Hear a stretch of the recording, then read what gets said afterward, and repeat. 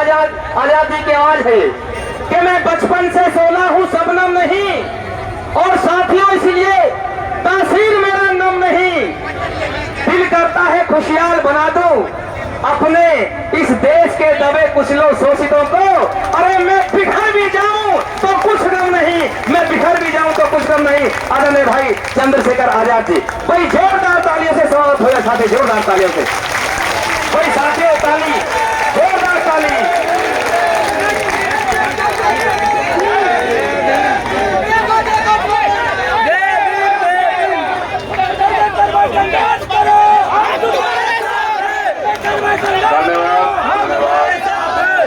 समय की कमी है, मैं आग्रह करूंगा कि आप लोग शांति बनाए रखेंगे तो बहुत अच्छा रहेगा। सबसे पहले तो मैं धन्यवाद देता हूं भाई बबली गुर्जर जी का, भाई राहुल गुर्जर जी का, साहब सिंह जी का, रामदास शर्मा जी का, देवशरण शर्मा जी का, भाई नवाब प्रधान जी का, भाई कालू चेयरमैन जी का, देव पंडित जी का, सतवीर प्रजापति जी का, और जितने भी इस कमेटी के साथी हैं मैं सबका धन्यवाद करता हूं। उसके साथ साथ जो नेतागण हमारे साथ चल के आए, हमारी पार्टी के सभी सम्मानित कार्यकर्तागण, हमारे सम्मानित जिला अध्यक्ष, मंडल के साथी, बहन शैलजा जी, भाई निजाम जी, भाई विनोद गौतम जी, संजय जाटव जी, राहुल जाटव जी, दाऊद प्रधान जी, कपिल आजाद जी, मुकेश सिद्धार्थ जी, देवेंद्र भाई, मनोज भारती जी, राजकुमार जी, शान मोहम्मद जी, सागर भाई, पवन गुर्जर जी, अवधेश भाई, लवी प्रधान और कारी माजिद, मैं आप सबका भी धन्यवाद करता हूं कि आपने समय निकाला, और बहुत धन्यवाद करता हूं मास्टर मनोज नागर जी का, भाई टीकम नागर जी का, और जितने भी और अन्य साथी जो यहाँ पर उपस्थित हैं, आपकी आवाज बनने आए हैं, आपकी न्याय की लड़ाई को मजबूत करने आए हैं, अपना समर्थन देने आए हैं। मैं उन सबका भी धन्यवाद करता हूं, क्योंकि आज एक महत्वपूर्ण दिन है। तो मैं सबसे पहले नमन करूंगा गुर्जर प्रतिहार वंश के सबसे महान सम्राट मीर भोज जी को, जिनकी आज जयंती है, उनको बहुत बहुत नमन। और समय समय पे भारत की धरती पे जो भी परिवर्तन के महानायक पैदा हुए हैं, उनको भी नमन करता हूं। आपके संघर्ष को देख रहा हूं, भाई बबली जी के जरिए, टिकम भाई के जरिए, सतपाल चौधरी जी के जरिए, निजम भाई के जरिए। आपकी ये बात मुझ तक बहुत दिन पहले चली आई। जब विनोद भाई का चुनाव था तब भी इस मामले को इन्होंने मुझे बताया, और तब भी मैंने इस मामले को उठाया। मैं इस मामले पे भी बात करूंगा। मैं उस गांव का भी धन्यवाद देता हूं, सीकरी का। आज मेरे द्वारा जब मैं कहूंगा तो दुनिया में हमारे हमें प्यार करने वाले लोग जानेंगे कि कोतवाल धन सिंह गुर्जर जी के नेतृत्व में 131 लोगों ने शहादत दी उस गांव के, सीकरी गांव। ये खुद में बहुत बड़ा ऐतिहासिक काम। ऐसी धरती जिसका वो उस मिट्टी को नतमस्तक होके, या उस मिट्टी को चंदन के रूप में माथे पर लगा के जहां लोग धन्य महसूस करें, ऐसी धरती को नीलाम करने की बात सोचना भी खुद में एक बहुत बड़ा अपराध है। नीलाम उन चीजों को कहा किया जाता है जिनका मोल होता है। वो एक ऐसी धरती है जो अनमोल। अगर ऐतिहासिक तौर पे देखी जाए तो मुझे और इस भारत की धरती पर जन्मे हर एक शख्स को, सीकरी की धरती को और उन शहीदों को नमन करना चाहिए जिन्होंने अपना प्राण जो है आजादी के लिए बलिदान किया। लेकिन साथियों, बुरा ये है कि हम आज ऐसे हालात में हैं, सम्मानित मंच से भी मैं कहूंगा कि भारत में जब लोकतंत्र आया तो लोकतंत्र के लिए उद्देश्य ये था कि एक लोक कल्याण की समिति बनेगी। उस समिति का एक काम होगा कि वो जनता को जो सुख सुविधाएं मिलनी चाहिए, जनता अपने पैरों पर कैसी खड़ी हो, जो उनके आगे आज मुसीबतें खड़ी हो, ये समिति उस समस्याओं को दूर करे। धीरे धीरे समय बदलता गया, आज वो समिति खुद को मालिक समझ बैठी। उनको लगता है वो कभी जाएंगे ही नहीं, उनको लगता है कि वो पूरे जीवन के लिए हो गए, परमानेंट हो गए। और कभी भी अगर किसी ने ऐसा सोचा है, इतिहास का अगर कभी भी किसी ने ऐसा सोचा है कि उससे बड़ा कोई नहीं, उसको मुंह की खानी पड़ी है। जनता ने उसको सबक सिखाने का काम किया। 40 दिन आपके धरने को हो गए। मैं इन मातृ शक्ति को भी नमन करता हूं, 40 दिन से जो लोग यहां बैठे। सम्मानित मंच और सभी साथियों, ये वो धरती है जहां महिलाओं का सम्मान होता है, जहां महिलाओं को देवी के रूप में पूजा जाता है, जहां हर काम के बाद हम लोग ये कहते हैं कि अगर मैं आज इस लायक बना तो अपनी मां के आशीर्वाद से बना, अपनी बहनों के प्यार से बना। लेकिन अगर उसी धरती पे महिलाओं को अपने हक के लिए 40-40 दिन बैठना पड़े तो हमें समझना चाहिए कि जो सत्ता में बैठे हैं वो मातृ शक्ति का सम्मान नहीं करते। मैं आपसे पूछना भी चाहता हूँ, ये सवाल मैं आपके लिए इसलिए छोड़ रहा हूँ कि आपको समझना चाहिए ये चुटकी का काम है सरकार के लिए। अध्यक्ष जी, मैं गलत कह रहा हूँ कि आप बता दो। अरे बबली भाई, ये चुटकी बजाने से बड़ा काम है क्या सरकार के लिए? आप बताओ। गवर्नमेंट का काम है, इन्हें दिक्कत हो रही है यार। तुम 5 मिनट चुटकी बजाने में शायद जोर लग जाए। ये जो काम है जिसके लिए आप 40 दिन से यहाँ बैठे हैं, ये चुटकी बजाने से भी छोटा काम है सरकार के लिए। और अगर मैं ये मानता कि ये विपक्ष के लोगों ने कराया होता तो भी मैं इस बात को मान लेता कि भाई विपक्ष के लोगों ने कराया, इसलिए सरकार की मुसीबत है। जब सरकार के लोग कराने लग जाए और सरकार के लोग समर्थन करने लग जाए, जब सरकार के लोग शोषण पे हंसने लग जाए, तब हमें ये समझना चाहिए कि उनका जमीर नहीं है और वो एक ही उनकी मकसद है कि किसी तरह से पैसा आना चाहिए, चाहे गरीब लूटे पीटे मरे या गरीब बेघर हो जाए, सरकार को कोई फर्क नहीं पड़ता। आपके यहाँ एमपी भी सरकार का, आपके यहाँ विधायक भी सरकार का।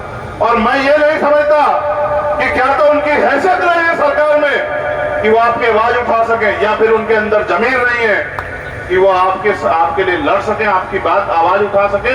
इस मुद्दे पे तो 1.25 साल हो गए, सदन में चर्चा होनी चाहिए थी। एमपी भी आपका है, विधायक भी आपका है, अधिकारी भी आपके हैं सरकार के। क्या हो गया ऐसा कि आप चर्चा नहीं करा रहे? जो सरकार होती है ना, वो आपके जो टैक्स आप देते हैं, आप इस बात पे गौर करना। जनता पता नहीं अपने आप को क्यों कमजोर समझती है। मैं तो बड़ा चिंतित हूं कि भारत की जनता को हो क्या गया है। क्या भारत की जनता अपने अधिकारों को जानना नहीं चाहती? क्या भारत की जनता ये नहीं जानना चाहती कि ये जो लोक कल्याण समिति जिसको हम सरकार कहते हैं, ये सरकार हमारे लिए है या हमें लूटने के लिए? यहां सरकार विदेशियों की थोड़ा ही है कि हमें यहां आंदोलन करना पड़े। यहां तो सरकार यहीं के रहने वाले लोगों की, और वो सरकार तमाम दावे करती है। देखो, 14 अगस्त 1947 को हम लोग गुलाम थे भारत में अंग्रेजों के, लेकिन 15 अगस्त 1947 को हम लोग आजाद हुए। जिस दिन आजाद हुए, हर किसी व्यक्ति पे पक्का मकान नहीं था, हर किसी व्यक्ति पे खेती करने के लिए जमीन नहीं थी, हर किसी व्यक्ति पे रोजगार नहीं थे, उद्योग धंधे नहीं थे, हर कोई सरकारी नौकरी में नहीं था, हर कोई पढ़ा लिखा नहीं था। हर व्यक्ति को, चाहे महिला हो पुरुष हो, उसको ये अधिकार मिले, सम्मान का जीवन मिले, बुनियादी सुविधाएं मिले, रोटी कपड़ा मकान, सम्मान का जीवन, अच्छी पढ़ाई, अच्छा इलाज। इसके लिए भारत में लोकतंत्र आया। लोकतंत्र जनता को सताने के लिए नहीं था। लोकतंत्र जनता की रक्षा के लिए, और ये तमाम नेता जनता के हक हकूक की लड़ाई लड़ने के लिए हमने भेजे। लेकिन आज क्या है कि आज यही लोग हमसे ऐसा सलूक कर रहे हैं जैसे हम इस देश में, और समझिए सीकरी में आप लोग सीकरी के रहने वाले ना, सीकरी में आप लोग जबरन आके बस गए, सीकरी को आप जबरन खुद करना चाहते हैं, ऐसा व्यवहार कर रहे हैं सीकरी के लोगों के साथ। इसलिए मैं आपसे कहना चाहता हूं, मैं धन्यवाद दूंगा हमारी संघर्ष समिति का, उन्होंने मुझे यहाँ आने का अवसर दिया। लेकिन क्योंकि मेरे साथ काम की समस्या ज्यादा है, हमारी कल से यात्रा निकल रही है मध्य प्रदेश में, इंदौर से, जहां बाबा साहब अम्बेडकर जन्मे। मुझे आज रात को किसी भी कीमत पर वहां पहुंचना, क्योंकि कल से यात्रा शुरू होगी। और आपसे प्रार्थना भी करूंगा कि आप आशीर्वाद देना, क्योंकि वहां मौसम खराब है, बारिश पड़ रही है। आपके आशीर्वाद से वो बारिश जो है वो कम हो जाए, क्योंकि मैं तो समझता हूं सरकार समझे ना समझे कि आपके आशीर्वाद के बिना कुछ हो ही नहीं सकता।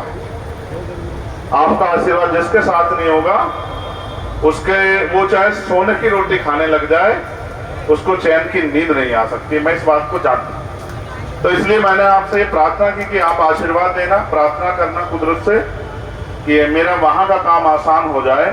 लेकिन आपके लिए मैं कहना चाहता हूं, निजाम भाई ने मुझसे पहले कहा, सुशील भाई ने भी कहा कि संपत्ति के आगे से शत्रु हटा दो। यहां कोई शत्रु है ही नहीं, हम सब लोग एक मुल्क के बासिंदे हैं, एक प्रदेश के लोग हैं, एक जिले के लोग हैं, एक गांव के लोग हैं। यहाँ कोई शत्रु है नहीं, और सरकार की जिम्मेदारी, जिस पे जमीन नहीं है उसको जमीन दे, जिस पे घर नहीं है उसको घर दे, जिस पे रोजगार नहीं उसको रोजगार दे। इसलिए तो सरकार हमने बनाई। लेकिन अगर सत्ता ये समझ बैठे कि वो वही मालिक है, उन सब कोई नहीं, तो फिर आप ये समझना कि उनके दिन भी 4 ही बचे, उनके दिन ज्यादा नहीं बचे। अब क्योंकि आपका संघर्ष 40 दिन से चल रहा है, और इस संघर्ष को अंजाम पे ले जाना, यहाँ जो टीम बैठी है मैं उसको जानता हूं, ये क्रांतिकारी टीम है, सब लोग जो बैठे। और कहीं भी अगर किसी के साथ समस्या, चाहे किसान हो, मजदूर हो, नौजवान हो, महिलाएं हो, जिसके साथ भी अन्याय होता है, ये तमाम तरह की मुसीबतों का सामना करते हुए जाके उस संघर्ष को कामयाब करने के लिए लड़ते हैं। तो मैं इस टीम का, भाई पवन जी हमारे बहुत सम्मानित नेता, मैं इस पूरी टीम का धन्यवाद दूंगा कि उन्होंने इस लड़ाई की शुरुआत कर दी। और क्योंकि आज मैं आया हूं तो सरकार की निगाह भी होगी एक अल्टीमेटम के तौर पे, क्योंकि मुझे 9 तारीख तक मैं व्यस्त हूं, 9 अक्टूबर, लंबा है समय, मगर मैं अपनी सीमाएं बता रहा हूं। ऐसा ना हो कि अगर आपके साथ सरकार अन्याय करने का प्रयास करेगी तो आप सोच लेना कि मैं सारे काम छोड़ के आ जाऊंगा। लेकिन आपकी मांग को पूरा करने के लिए, जो कि बहुत छोटी है, जिलाधिकारी जी चाहे कर दें, चाहे नए एसडीएम साहब कर दें, चाहे विधायक जी जाके मुख्यमंत्री जी से कह के करवा दें, चाहे सांसद जी कह के प्रधानमंत्री जी मुख्यमंत्री जी को आदेश करवा दे, वो कर दें। और अगर आपसे नहीं होगा तो मैं जानता हूं कि इस क्षेत्र की महान जनता आपसे मजबूरी में आपका हाथ पकड़ के करवा देगी। इतना भी मैं जनता की ताकत को जानता हूं। हमारे क्रांतिकारी नेता जो है अपने संघर्ष से करवा देंगे। और अगर फिर भी काम नहीं चलेगा तो 9 अक्टूबर इनके लिए आखिरी दिन है। इधर 9 अक्टूबर को बिजनौर में हमारी रैली खत्म होगी। तत्काल मैं यहाँ की कमेटी से संपर्क करके इस मोर्चे में मैं खुद शामिल हो जाऊंगा, और मैं तब तक यहां से घर नहीं लौटूंगा जब तक शत्रु संपत्ति का शत्रु नहीं रहेगा। जब तक आपकी संपत्ति आपको नहीं मिलेगी, जब तक आपकी ताकत आपके हाथ में नहीं जाएगी, जब तक आपकी तकलीफ कम नहीं होगी, और आप अपना मुंह में मीठा करोगे, इस कमेटी में संघर्ष करने वाले हमारे सम्मान नेताओं का मुंह मीठा कराओगे, और कहीं ना कहीं आपके दिल में अपने बेटे, अपने भाई के लिए भी मुंह मीठा कराने की इच्छा जागृत हो जाएगी। तो 9 अक्टूबर यहाँ के अधिकारी कर्मचारी सुन लें, यहाँ के नेताजी सुन लें, यहाँ के पुलिस प्रशासन के लोग, इंटेलिजेंस के लोग सुन लें, एलआईओ के लोग सुन लें कि 9 अक्टूबर डेडलाइन है इस आंदोलन की। 9 अक्टूबर के बाद हम इतनी बड़ी तादाद में संघर्ष को लड़ेंगे कि ना तो ये सामने वाली सड़क जो कि बहुत महत्वपूर्ण सड़क है, मैंने बहुत चक्कर काटे हैं यहाँ से घर के लिए, ये सड़क भी बंद हो जाएगी, मोदी नगर भी बंद हो जाएगा। अगर कुछ खुलेगा तो सरकार के दिमाग और अधिकारियों के दिमाग, इसके अलावा कुछ नहीं खुलेगा। ये बात सरकार याद रखे। ये आखिरी डेडलाइन है 9 तारीख, क्योंकि 9 तारीख तक मैं व्यस्त हूँ। मुझे, मैं ये भी जानता हूं आपके संघर्ष के आगे 9 तारीख से पहले सरकार घुटने टेकेगी। मेरी बात को याद रखना। देखो, आप ये भी याद रख लो, सरकार आपसे है, आप सरकार से नहीं। ये मांग कर रहे हैं तहसील में ताला लगाने की, नहीं, मैं कहूंगा तहसील में ताला नहीं लगाएंगे, जिलाधिकारी कार्यालय पर ताला लगाएंगे इस बार, आप याद रखें। तहसील नहीं, क्यों जी, आप बताओ, तहसील से चलाओगे, जिलाधिकारी कार्यालय में काम बताओ। ठीक है, जिलाधिकारी कार्यालय सहमत हो? देखो, ऐसा है, जो अधिकारी कर्मचारी जनता के काम नहीं करेगा उसको कुर्सी पे बैठने का कोई अधिकार नहीं। जब हमारी माताएं बहनें यहां बैठी हैं प्रकृति की छांव में, तो कोई अधिकारी कर्मचारी एसी में नहीं बैठेगा 9 तारीख के बाद। ये बात आप मेरी याद रखना, मैं वचन देकर कह रहा हूं आपको। अब मैं आपको एक बहुत जरूरी बात बताता हूं। भाई बैठ जाओ सब लोग, आप लोग भी बबली बैठ जाओ, आप लोग भी बैठो, बैठ जाओ भाई, बैठ जाओ। ये बात हर एक शख्स को सुननी चाहिए, जो बात मैं बता रहा हूं। बैठ जाओ, बैठ जाओ। आप ही तो लड़ रहे हैं, मैं तो आज आया हूं भाई, ये आप ही तो लड़ रहे हैं, मैं तो आज आया हूं आपकी मदद करने, आपकी आवाज थोड़ी सी मजबूत करने। मैं जो बात आपको अब कह रहा हूं, ये हर नेता मेरी बात को सुने। ला भाई ला, हटाओ हटाओ, उधर को जाएंगे, उधर को जाएंगे, कोई बात नहीं, लो बस, ठीक। अब बताओ, ठीक, चलो बस, बहुत बड़े। अब बैठ जाओ, नीचे बैठो, चैन से, ऐसे बैठो जैसे आदमी बैठते हैं। ऐसे मत करो जैसे सरकार कर रही है, ऐसा मत करो तुम लोग भी, ऐसे उठो उठो मत फिरो। ये बात हर अधिकारी, हर कर्मचारी, सभी सम्मानित नेतागण किसी भी पार्टी का हो, सारे क्रांतिकारी, किसान, मजदूर इस बात को मेरी सुने। मुझे सच कहने में कोई परहेज नहीं होता। मैं जानता हूं सरकार इतनी निरंकुश है कि आप उनको रणनीति से नहीं हरा सकते, आप उनको पैसे से नहीं हरा सकते हो, आप इनको मीडिया के जरिए नहीं हरा सकते हो।